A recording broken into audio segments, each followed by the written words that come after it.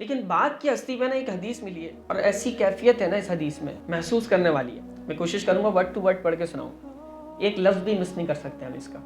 ایک شخص آیا اور اس نے حضور علیہ السلام کی خدمت میں نا اپنے والد کی شکایت کہ میرا باپ میرے پیسے خرچ کر لیتا ہے اور میری اجازت کے بغیر کر لیتا ہے. اب یہ شکایت آئی ہے باپ کی.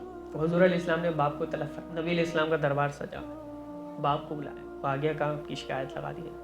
اللہ کے نبی نے آپ کو یاد فرمایا. اب جب اس نے یہ بات سنی باپ نے تو وہ نا غمزدہ ہو گیا, یار حضور کے دربار میں میری شکایت میرے ہی بیٹے نے لگا دی. باپ گھر سے چلا, وہ نبی کے دربار میں بعد میں پہنچا ہے. جبریل امی عرش سے فرش پہ پہلے پہنچ گئے. جبریل امی علیہ السلام نے آ کر عرض کی کہ یا نبی, یہ جس باپ کی شکایت کی گئی ہے نا, یہ باپ آ رہا ہے اور وہ کچھ اشعار اپنے دل میں گنگناتے ہوئے, دل میں سوچتے ہوئے آ رہا ہے. آپ نے اس کا مسئلہ بعد میں سننا ہے. آپ نے کہنا ہے کہ رب چاہتا ہے کہ تو وہ مسئلہ بعد میں سنا, وہ اشعار پہلے سنا. باپ پہنچا, نروس بھی ہے نا, تھوڑا ڈرا ہوا ہے, دل ٹوٹا ہوا ہے, بندہ بکھرا ہوا ہے کہ یار میرے بیٹے نے میرے نبی سے میری شکایت لگائی ہے, نبی علیہ السلام مجھ سے ناراض نہ ہو جائے. باپ آیا, نبی علیہ السلام نے فرمایا کہ جبریل امی آئے اور فرمایا کہ تیری بات میں بات کی جائے تیرے مسئلے پر, پہلے تو وہ اشعار تو سنا جو تو گنگناتے ہوئے دل میں آ رہا ہے, دل میں سوچتے ہوئے آ رہا ہے. فرمایا جب یہ بات باپ نے سنی نا تو وہ یہ سن کر رونے لگا. وہ کہنے لگا جو اشعار ابھی میرے کان نے نہیں سنے, جو میں اپنی زبان پہ بھی نہیں لایا, ابھی تو دل میں ہی تھے, وہ آپ کے رب نے سن بھی لیا, آپ تک پہنچا بھی دیے.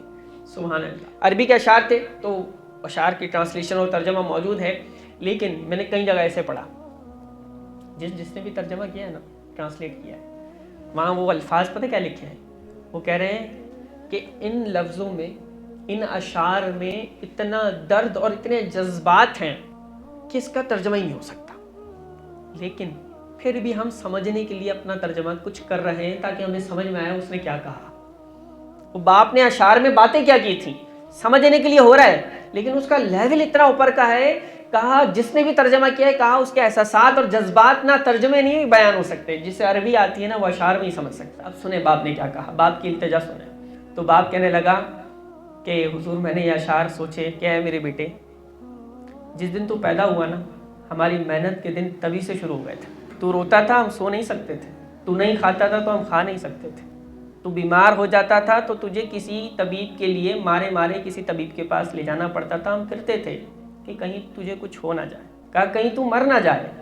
حالانکہ موت الگ چیز ہے, موت الگ چیز ہے اور بیماری الگ چیز ہے. پھر تجھے گرمی سے بچانے کے لیے میں نے دن رات محنت کی تاکہ میں تجھے ٹھنڈی چھاؤ دے سکوں. پھر تجھے میں نے ٹھنڈ سے بچانے کے لیے پتھر توڑے, تگاریاں اٹھائیں کہ میرے بچے کو گرمی مل جائے. اور جو کمایا تیرے لیے کمایا, اے بیٹے جو بچایا تیرے لیے بچایا. تیری جوانی کے خواب دیکھنے کے لیے میں نے اتنی محنت کی کہ میری ہڈیاں تک کمزور ہو گئی اور تو کڑیل جوان ہو گیا. پھر مجھ پر خزاں نے ڈیرے ڈال لیے اور تجھ پر بہار آ گئی. میں جھک گیا تو سیدھا ہو گیا. اب میری خواہش پوری ہوئی کہ تو ہرا بھرا ہو گیا ہے, چل اب زندگی کی آخری سانسیں تیری چھاؤں میں بیٹھ کر گزاروں گا. مگر یہ کیا, تیری جوانی آتے ہی تیرے تیور بدل گئے, تیری آنکھیں ماتھے پر چڑھ گئیں. تو ایسے بات کرتا ہے کہ جیسے میرا سینہ پھاڑ کے رکھ دے گا. تو ایسے بات کرتا ہے کہ جیسے کوئی اپنے غلام سے بھی نہیں کرتا. پھر میں نے اپنی ساری زندگی کی محنت کو جھٹلایا کہ میں تیرا باپ نہیں تیرا نوکر ہوں. نوکر کو بھی کوئی ایک وقت کی روٹی دے دیتا ہے, تو مجھے وہی سمجھ کے ایک وقت کی روٹی دے دیا کر. یہ اشعار سناتے سناتے اس نے اللہ کے رسول صلی اللہ علیہ وسلم کے چہرے مبارک کی طرف جب دیکھا, نبی علیہ السلام شدید رو رہے تھے اور آپ کی داڑھی مبارک گیلی ہو گئی. اور آپ نے بیٹے کا گریبان پکڑ کے فرمایا انت و مال ابی, تو اور تیرا مال تیرے باپ کے لیے, تو بھی تیرے باپ کا ہے, تیرا مال بھی تیرے باپ کا. باپ کی شان میں جو حدیث اور یہ الفاظ اور یہ جو جذبات ہیں نا, یہ ناقابل بیان ہے.